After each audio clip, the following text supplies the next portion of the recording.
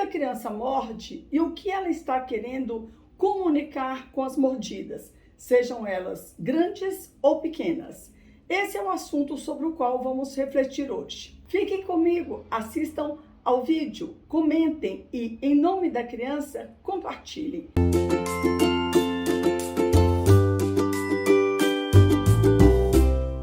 Olá, pessoal! Obrigada por continuar a prestigiar o Infinito Afeto, canal criado no YouTube para pensar e dialogar com vários autores assuntos contemporâneos que desestabilizam pais e crianças na primeiríssima e na primeira infância.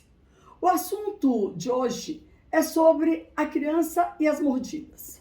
Bom, como vocês já devem ter percebido, tudo que é falado sobre as manifestações do comportamento infantil aqui no canal é fundamentado na psicanálise, justamente para evitar os achismos que podem levar os pais a erros.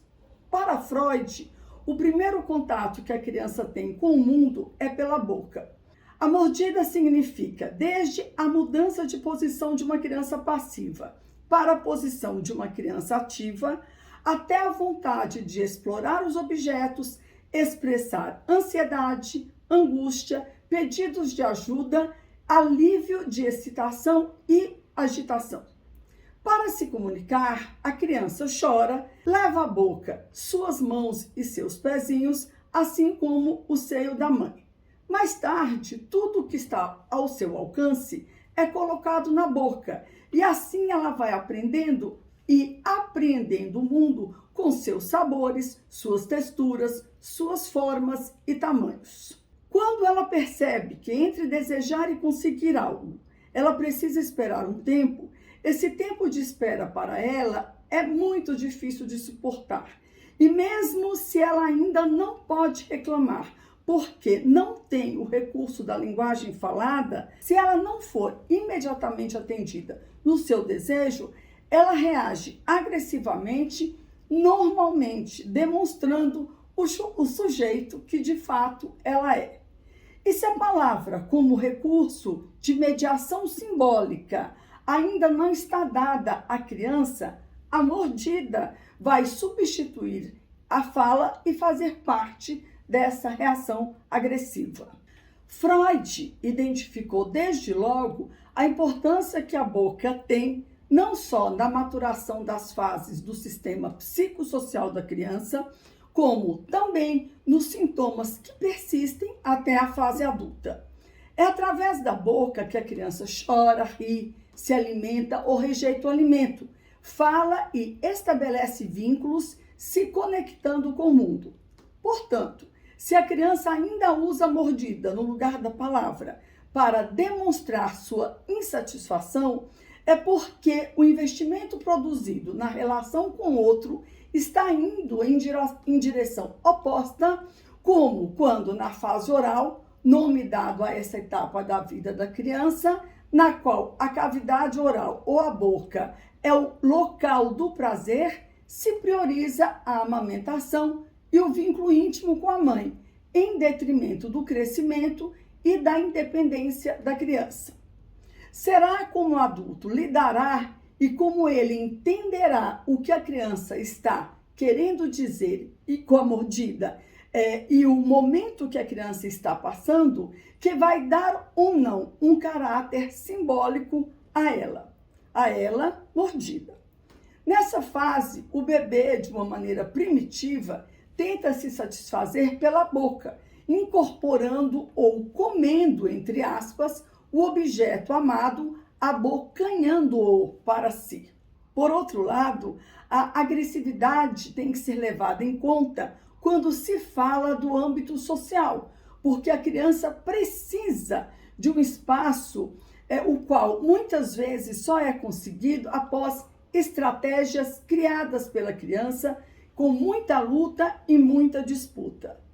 No entanto, temos que cuidar para que essa agressividade, que nos é tão cara e necessária, não se torne excessiva e danosa para a própria criança e para os outros, promovendo guerra e destruição.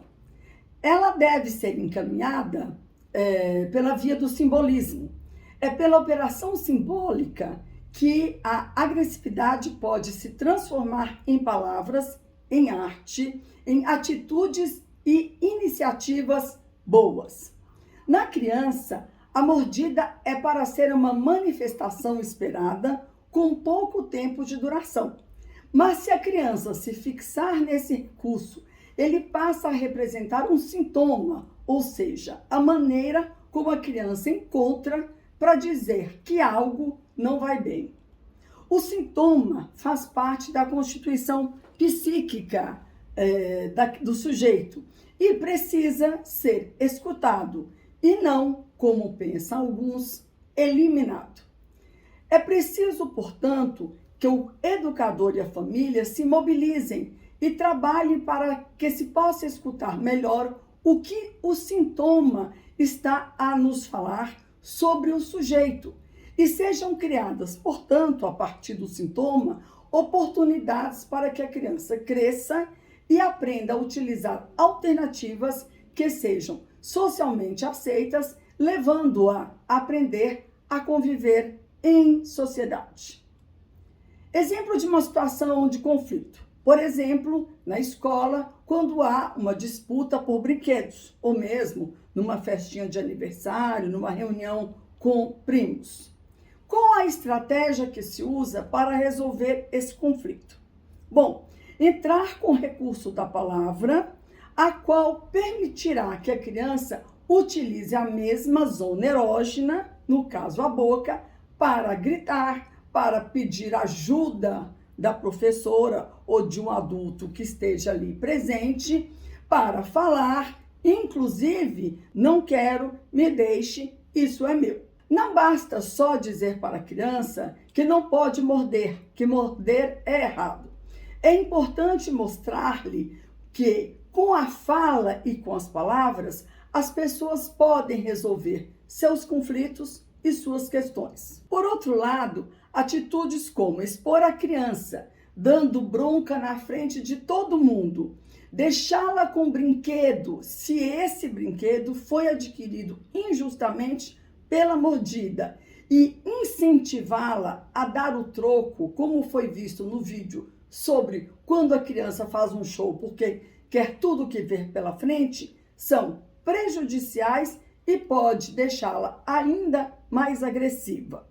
O incentivo para a criança morder, ele é muito comum e normalmente esse incentivo vem dos pais, que ficam extremamente angustiados com o fato do seu filho muito amado chegar em casa com um beijo dentado de alguma criança.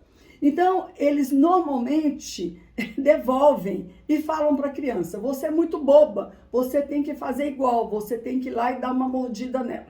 E isso é extremamente inadequado, porque a criança, quando ela tem que morder, ou seja, ela é uma criança que opta pela mordida, ela é espontânea. Se a criança vai morder para atender uma demanda que é do pai, ela não tem, normalmente as crianças já não conseguem dosar a força que elas têm quando elas vão abraçar, quando elas vão empurrar, quando elas vão morder o amigo. Normalmente elas fazem uma coisa muito mais forte para além do que elas queriam.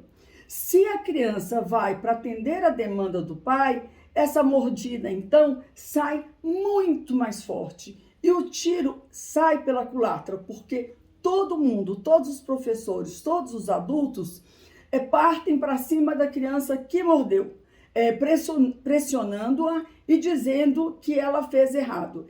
E a criança fica extremamente inconfortável e conflitada, porque ela fica entre o que o pai falou para ela fazer, que seria, entre aspas, o certo, e o que a escola responde para ela como sendo uma coisa inadequada.